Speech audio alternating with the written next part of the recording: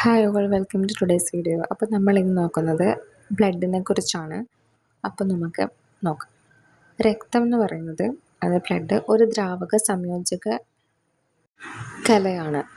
ഈ ശരീരത്തിലെ കോശങ്ങളിലേക്ക് ഓക്സിജനും പോഷകങ്ങളും എത്തിക്കുകയും മാലിന്യങ്ങൾ നീക്കം ചെയ്യുകയും ചെയ്യുന്നത് ബ്ലഡാണ്. ബ്ലഡിൻ്റെ ഡ്യൂട്ടി എന്ന് പറഞ്ഞാൽ ശരീരത്തിലെ കോശങ്ങളിലേക്ക് ഓക്സിജനും പോഷകങ്ങളും കൊണ്ടുപോവുകയും അതേപോലെ തന്നെ മാലിന്യങ്ങൾ വിസർജ്യങ്ങൾ നീക്കം ചെയ്യുകയും ചെയ്യുന്നത് ആരാണ്? ബ്ലഡാണ്. അപ്പോൾ ബ്ലഡിൻ്റെ pH വാല്യൂ എന്ന് പറയുന്നത് 7.35 തൊട്ട് 7.45 35 to 45 ആണ് pH വാല്യൂ എന്ന് പറയുന്നത്. ശരീരത്തിൻ്റെ ഏകദേശം 7 തൊട്ട് 8% വരെ ബ്ലഡാണുള്ളത്. മുതിർന്നവരിലെ അളവെന്ന് പറഞ്ഞാൽ 5 തൊട്ട് 6 ലിറ്റർ ബ്ലഡ് വരെ ഒരു മുതിർന്ന അഡൾട്ടായിട്ടുള്ള ആളുടെ ശരീരത്തിൽ ഉണ്ടാകും. രക്തത്തിലെ ഘടകങ്ങൾ ഏതാണെന്ന് നോക്കാം. 4 ഘടകങ്ങളാണ് മെയിനായിട്ട് ബ്ലഡിലുള്ളത്. പ്ലാസ്മ, ചുവന്ന രക്താണു, വെളുത്ത രക്താണു, പ്ലേറ്റ്ലെറ്റ്. ഇനി നമുക്ക് ഓരോന്നും നോക്കാം. പ്ലാസ്മ എന്താണെന്ന് നോക്കാം. പ്ലാസ്മ എന്ന് പറഞ്ഞാൽ രക്തത്തിൻ്റെ 55% പ്ലാസ്മയാണ് ഉള്ളത്. ഇളം മഞ്ഞ നിറത്തിലുള്ള ദ്രാവകമാണിത്. 90 തൊട്ട് 92% വെള്ളം ഇതിലടങ്ങിയിരിക്കുന്നു. ഇതിൽ പ്രധാന ഘടകങ്ങൾ എന്ന് പറഞ്ഞാൽ വെള്ളം, പ്രോട്ടീൻസ്, ആൽബുമിൻ, ഗ്ലോബുമിൻ, ഫൈബ്രിനോജൻ, ഹോർമോൺസ്, പോഷകം, ധാതുലവണങ്ങൾ, മാലിന്യങ്ങൾ. ഇത്രയാണ് ഇതിലടങ്ങിയിരിക്കുന്ന പ്രധാന ഘടകങ്ങൾ എന്ന് പറയുന്നത്.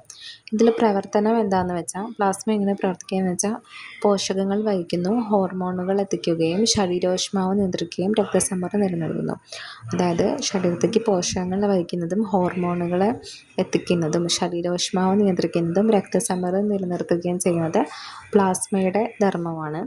ഇനി ചുവന്ന രക്താണുക്കൾ, അത് RBC, എറിത്രോസൈറ്റസ് എന്ന് പറയും. അതെന്താണെന്ന് നോക്കാം. അത് നമ്മുടെ ശരീരത്തിൽ ഏറ്റവും കൂടുതലുള്ള രക്തകോശമാണ് ചുവന്ന രക്താണുക്കൾ. റെഡ് കളറിലാണ് ഉണ്ടാവുക. ഇരുവശവും കുഴിഞ്ഞ ഒരു ആകൃതിയാണ് ഇതിനുള്ളത്. ഇതിന് ന്യൂക്ലിയസ് ഇല്ല. ഇതിന് ചുവപ്പ് നിറത്തിന് കാരണം ഹീമോഗ്ലോബിനാണ്. ഇതിന് ഉൽപ്പാദനം നടക്കുന്നത് ചുവന്ന അസ്ഥിമജ്ജയിലാണ്. ശരീരത്തിൽ ചുവന്ന അസ്ഥിമജ്ജയിലാണ് ഇതിന് ഉൽപ്പാദനം നടക്കുന്നത്. 120 ദിവസമാണ് ഇതിന് ആയുസ്. ഇത് ശരീരത്തിലെ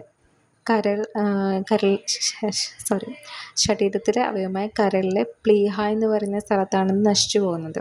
ഇതിൻ്റെ പ്രവർത്തനം എന്താണെന്ന് വെച്ചാൽ ഇത് ഓക്സിജൻ വഹിക്കുന്നു, കാർബൺ ഡൈ ഓക്സൈഡിൻ്റെ ഒരു ഭാഗം വഹിക്കുന്നു. കാർബൺ ഡൈ ഓക്സൈഡിന് ഒരു ഭാഗം വഹിച്ചുകൊണ്ട് പോകുന്നത് ചുവന്ന രക്താണുക്കളാണ്. അടുത്തത് വെളുത്ത രക്താണുക്കൾ, WBC അല്ലെങ്കിൽ ലൂക്കോസൈറ്റസ് എന്ന് നോക്കാം. വെളുത്ത രക്താണുക്കളുടെ ധർമ്മം എന്ന് പറഞ്ഞാൽ രോഗപ്രതിരോധമാണ്. ഇത് രോഗപ്രതിരോധത്തെ സഹായിക്കുന്നതാണ്. ഇതിന് ന്യൂക്ലിയസ് ഉണ്ട്. ഇതിന് കളറില്ല. ഉൽപ്പാദനം നടക്കുന്നത് അസ്ഥിമജ്ജയിലും ലിംഫ് ഗ്രന്ഥികളിലുമാണ് ഇതിൻ്റെ ഉൽപ്പാദനം നടക്കുന്നത്. പ്രധാന ടൈപ്പ് എന്ന് പറഞ്ഞാൽ ഗ്രാനുലോമാൻതസൈറ്റുകളും അഗ്രാനുലാന്തസൈറ്റുകളാണുള്ളത്. ഗ്രാനുലാന്തസൈറ്റുകളിൽ ന്യൂറോഫിലോൺ, ഈസിനോഫിൽ, ബേസോഫിൽ എന്നും ആന്ത്രനുലാന്തസൈറ്റുകളിൽ ലിംഫോസൈറ്റും മോണോനോസൈറ്റുമാണ് ഇതിൻ്റെ പ്രധാന ടൈപ്പുകളെന്ന് പറഞ്ഞത്. പ്രവർത്തനം എന്ന് പറഞ്ഞത് രോഗാണുക്കളെ നശിപ്പിക്കുകയും ആൻറ്റിബോഡികൾ ഉൽപ്പാദിപ്പിക്കുകയും ചെയ്യുന്നത് വെളുത്ത രക്താണുക്കളാണ്. ഇനി പ്ലേറ്റ്ലെറ്റുകളുടെ ധർമ്മം എന്താണെന്ന് വെച്ചാൽ ഏറ്റവും ചെറിയ രക്തഘടകങ്ങളാണ് പ്ലേറ്റ്ലെറ്റുകൾ എന്ന് പറയുന്നത്. ഇതിൻ്റെ ഉൽപ്പാദനവും അസ്ഥിമജ്ജയിലാണ് ഉൽപ്പാദിപ്പിക്കുന്നത്. ഇതിൻ്റെ ആയുസ് എന്ന് പറയുന്നത് 7 തൊട്ട് 10 ദിവസം വരെയാണ് ഇതിൻ്റെ ആയുസ് എന്ന് പറയുന്നത്. പ്രവർത്തനം എന്ന് പറഞ്ഞത് രക്തക്കട്ട പിടിക്കാൻ സഹായിക്കുന്നു. മുറിവുകളിൽ രക്തസ്രാവം തടയുകയും ചെയ്യുന്നത് പ്ലേറ്റ്ലെറ്റുകളാണ്. ഇനി നമുക്ക് ബ്ലഡ് ഗ്രൂപ്പ്സിനെ പറ്റി നോക്കാം. ABO ബ്ലഡ് ഗ്രൂപ്പ് സിസ്റ്റമാണ് നമുക്കുള്ളത്. ഇത് കണ്ടെത്തിയിട്ടുള്ളത് കാൾ ലാൻഡ്സ്റ്റൈൻ ആണ് ബ്ലഡ് ഗ്രൂപ്പ്സ് കണ്ടെത്തിയിട്ടുള്ളത്. ഇനി എല്ലാ ഗ്രൂപ്പും നോക്കാം. A ഗ്രൂപ്പ് ഉള്ളവർക്ക് ആൻറ്റിജൻ Aയും ആൻറ്റിബോഡി Bയും ആയിരിക്കും. B ബ്ലഡ് ഗ്രൂപ്പ് ഉള്ളവർക്ക് ആൻറ്റിജൻ Bയും ആൻറ്റിബോഡി Aയും ആയിരിക്കും. അത് ഓപ്പോസിറ്റ് ആയിരിക്കും. AB ഗ്രൂപ്പ് ഉള്ളവർക്ക് ആൻറ്റിജൻ Aയും Bയും ഉണ്ടാകും, ആൻറ്റിബോഡി ഒന്നും ഉണ്ടാവില്ല. ഗ്രൂപ്പ് O ഉള്ളവർക്ക് ആൻറ്റിജൻ ഉണ്ടാവില്ല, ആൻറ്റിബോഡി ആൻറ്റി Aയും ആൻറ്റി Bയും ആയിരിക്കും ഉണ്ടാവുക. അപ്പോൾ യൂണിവേഴ്സൽ ഡോണർ എന്നറിയപ്പെടുന്നത് O നെഗറ്റീവ് ബ്ലഡും യൂണിവേഴ്സൽ റെസിപ്പിറ്റൻ്റ് എന്നറിയപ്പെടുന്നത് AB പോസിറ്റീവ് ബ്ലഡുമാണ്. ഇനി RH ഘടകം എന്താണെന്ന് നോക്കാം. RH ഘടകം അനുസരിച്ചാണ് ഗ്രൂപ്പ് പോസിറ്റീവ് ആണോ നെഗറ്റീവ് ആണോ എന്ന് കണ്ടുപിടിക്കുന്നത്. കണ്ടെത്തിയതും കാൾ ലാൻഡ്സ്റ്റൈൻ തന്നെയാണ്, അലക്സാണ്ടർ വിൻഡറും. RH ഘടകം ഉള്ളവരാണ് പോസിറ്റീവ് ഗ്രൂപ്പുകാരെന്ന് പറയുന്നത്. RH ഘടകം ഇല്ലാത്തവരാണ് RH നെഗറ്റീവ് ഗ്രൂപ്പ് എന്ന് പറയുന്നത്. ഇനി ഹീമോഗ്ലോബിൻ എന്താണെന്ന് നോക്കാം. ആർ ബി സിയിലെ ഇരുമ്പടങ്ങിയിട്ടുള്ള പ്രോട്ടീനാണ് ഹീമോഗ്ലോബിൻ. ഓക്സിജൻ വഹിക്കുന്നതാണിത്.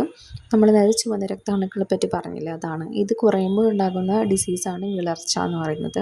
രക്തം കട്ടപിടിക്കാൻ സഹായിക്കുന്നത് പ്ലേറ്റ്ലെറ്റുകളും ഫൈബ്രിനോജനും കാൽഷ്യവും വൈറ്റമിൻ കെയുമാണ് ബ്ലഡ് കട്ടപിടിക്കാൻ സഹായിക്കുന്നത്. ഇനി രക്തചംക്രമണം, അത് ബ്ലഡ് സർക്കുലേഷൻ്റെ കാര്യം നോക്കുകയാണെങ്കിൽ ഇത് കണ്ടെത്തിയത് വില്യം ഹാർലി ആണ്. മനുഷ്യ ഹൃദയത്തിന് 4 അറകളുണ്ട്. 2 എട്രിയം 2 വെൻട്രിക്കിളും. എട്രിയവും 2 വെൻട്രിക്കിളുമാണ് ഉള്ളത്. ഹൃദയം ധമനികൾ വഴി രക്തനാളികളിലേക്ക് ബ്ലഡ് എത്തിക്കും. അത് അവിടുന്ന് അശുദ്ധരക്തം സിരകൾ വഴി ഹൃദയത്തിന് പുറത്തേക്ക് പോകും. അങ്ങനെയാണ് ബ്ലഡ് സർക്കുലേഷൻ നടക്കുന്നത്.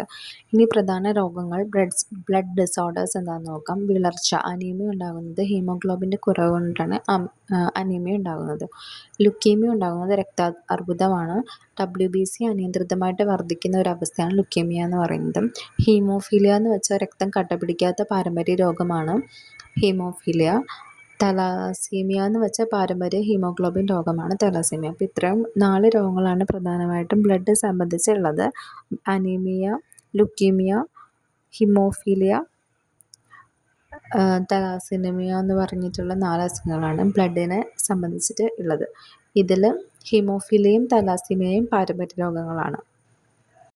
ഇനി കുറച്ച് പ്രധാനപ്പെട്ട ശാസ്ത്രജ്ഞന്മാരെ നോക്കാം. വില്യം ഹാർവിയാണ് രക്തചംക്രമണം, അതായത് ബ്ലഡ് സർക്കുലേഷൻ കണ്ടുപിടിച്ചത്. വില്യം ഹാർലി ആണ്. കാൾ ലാൻഡ്സ്റ്റൈനും അലക്സാണ്ടർ വിന്നറുമാണ് ബ്ലഡ് ഗ്രൂപ്പ്സിനെ സംബന്ധിച്ചിട്ടുള്ളത്. ABO രക്ത ഗ്രൂപ്പിനെ കണ്ടുപിടിച്ചത് കാൾ ലാൻഡ്സ്റ്റൈനും അലക്സാണ്ടർ വിന്നർ RH ഫാക്ടർ കണ്ടുപിടിച്ച ആളുമാണ്. ഇനി നമുക്ക് മൊത്തത്തിൽ ഇപ്പോൾ നോക്കി ഒന്നും കൂടെ ഒന്ന് ഓടിച്ചിട്ട് നോക്കാം. അപ്പോൾ രക്തം എന്ന് പറയുന്ന ഒരു ദ്രാവക സംയോജക കലയാണ് ബ്ലഡ് എന്ന് പറയുന്നത്. അതിൽ പ്ലാസ്മ ഉള്ളത് 55% പ്ലാസ്മയാണ്. RBCയുടെ ആയുസ് 120 ദിവസമാണ്. പ്ലേറ്റ്ലെറ്റിൻ്റെ ആയുസ് 7 തൊട്ട് 10 ദിവസം വരെയാണ്. RBC ഉൽപ്പാദനം നടക്കുന്നത് ചുവന്ന അസ്ഥിമജ്ജയിലാണ്. RBC നശിക്കുന്നത് കരളിലെ പ്ലീഹയിലാണ്.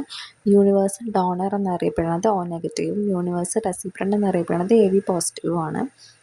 ഹീമോഗ്ലോബിൻ കുറയുമ്പോൾ ഉണ്ടാകുന്ന അവസ്ഥയാണ് വിളർച്ച. രക്തചംക്രമണം കണ്ടെത്തിയത് വില്യം ഹാർവിയാണ്.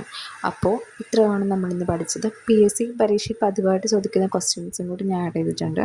അപ്പോൾ നിങ്ങളെല്ലാം റെഫർ ചെയ്തിട്ട് ഇതിൻ്റെ ആൻസർ ഒന്ന് കമൻറ്റ് ചെയ്യുക. അപ്പോൾ നിങ്ങൾക്ക് വീഡിയോ ഇഷ്ടമാണെങ്കിൽ ചാനൽ സബ്സ്ക്രൈബ് ചെയ്യാനും ലൈക്ക് ചെയ്യാനും മറക്കരുത്.